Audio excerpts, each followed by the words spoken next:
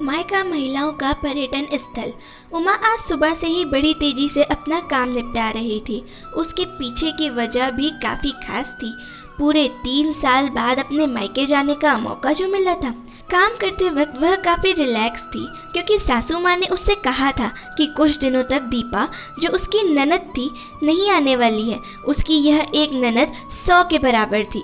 उमा शादी करके जब घर आई तब दीपा को अपनी बहन की तरह प्यार करती थी क्योंकि उसे खुद की कोई बहन नहीं थी। लेकिन कुछ ही हफ्तों में ही उसे यह पता चल गया था उसकी ननद किसी जेलर से कम नहीं है। हालांकि दीपा का ब्याह हो चुका था लेकिन उसे अपने ससुराल वालों की किसी भी प्रकार की चिंता नहीं थी। उसे जब जी करता वह अपने मायके चली आती और मायके वालों पर अपना हुक्म चलाती, खासकर अपनी भाभी पर। वही डिसाइड करती थी कि वहाँ पर क्या खाना पकेगा, कोई घूमने जाएगा कि नहीं, या जाएगा तो कहाँ जाएगा। दीपा ही थी जो हर बार उमा को किसी न किसी बहाने से अपने मायके जाने से रोक लेती थी। लेकिन आज का दिन कुछ अलग था क्योंकि माँ के कहने पर दीपा के पति ने उसके मायके जाने का इंतज़ाम कर दिया था। ट्रेन की भी टिकट बुक हो चुकी थी। सारा काम खत्म करने के बाद उमा अपने पति के साथ अपना सामान लेकर घर के बाहर निकलने ही थी कि सामने से दीपा आती हुई दिखाई दी। दीपा जिसके मुंह पर बड़ी सी स्माइल और आंखों में चमक थी, वहीं दूसरी तरफ उमा की आंखों में उसको देखकर पानी आ गया था जो बस आंसू के रूप में झलकना बाकी था। भैया भाभी के पास आकर दीपा ने कहा, क्यों भैया, कहाँ चले? अपनी पत्नी के साथ सैर सपाटे के लिए? अपनी बहन को भूल गए क्या? दीपक ने कहा, कहीं सैर सपाटा करने नहीं, तुम्हारी भाभी को मायके छोड़ने जा रहा हूँ। अच्छा, मैं आई और भाभी जाएंगी? क्या आपकी पत्नी को मेरा आना पसंद नहीं है? दीपा ने भैया भाभी को टोंट मारते हुए कहा।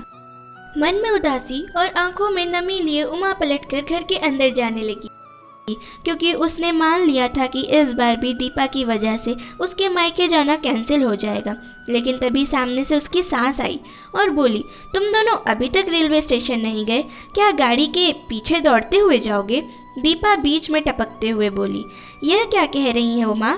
मैं आई हूँ और भाभी को मायके भेज रही हो? क्या अब आपको मैं इतनी खटकने लगी हूँ? माँ ने दीपा को डांटते हुए कहा, तेरा क्या है बेटा, तेरे लिए तो मायका थोड़ी है, यह तो तेरे लिए एक प्रवास स्थल है जहाँ तू जब जी चाहे जब अपने ससुराल में बोरियत महसूस कर आती है। लेकिन वह बेचारी तो ऐसी नहीं है, बल्कि वह तो जब जाना चाहिए तब भी अपने मायके नहीं जाती, इसलिए उसका अभी मायके जाना बहुत ज़रूरी है। मैं तेरे या मेरे या किसी और की वजह से उसका इस बार मायके जाना बिल्कुल रद्द नहीं होने दूंगी। पहले यह बता, तू तो कुछ दिनों के लिए नहीं आने वाली थी ना, फिर कैसे आ गई? मैंने तो ऐसे ही कह दिया था। मैं देखना चाहती थी कि मेरे ना आने से भैया खुश होते हैं या मुझे बुलाते हैं।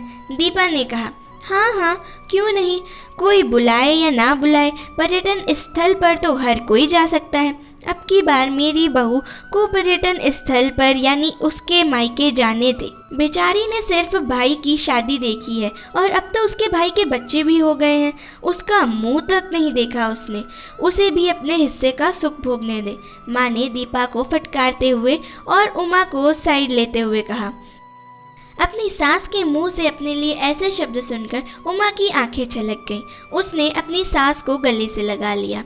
सास ने कहा, बहुत हो गया प्यार, जल्दी जाओ वरना ट्रेन छूट जाएगी। अपनी माँ का बदला हुआ रूप देखकर दीपा बहुत हैरान थी। उसे यकीन नहीं हो रहा था कि यह वही माँ है जो उसका हर कहा मानती थी और हमेशा उसका पक्ष लेती थी, चाहे बहू सही हो या गलत। वही माँ अपने मन में अपनी उस दोस्त को धन्यवाद दे रही थी जो कुछ दिनों पहले उसके घर आई थी और कुछ दिन रही थी और जाते जाते उसकी आंखें खोल गई थी। सहेली ने उन्हें बताया था कि वह अपनी बेटी का मुंह छोड़ दें वरना अपने बहू और बेटे के मन में अपनी इज्जत खो देंगी। बिना सोचे समझे अच्छे बुरे का विचार किए हर फैसला सिर्फ अपनी बेटी के हिसाब में लेना सही नहीं है। रेलवे स्टेशन पर ट्रेन के डिब्बे में बैठी उमा के चेहरे पर एक बहुत प्यारी सी मुस्कान थी जिसे देखकर दीपक को महसूस हुआ कि यह वही प्यारी मुस्कान है जिसे उसने 3 सालों से देखा नहीं था।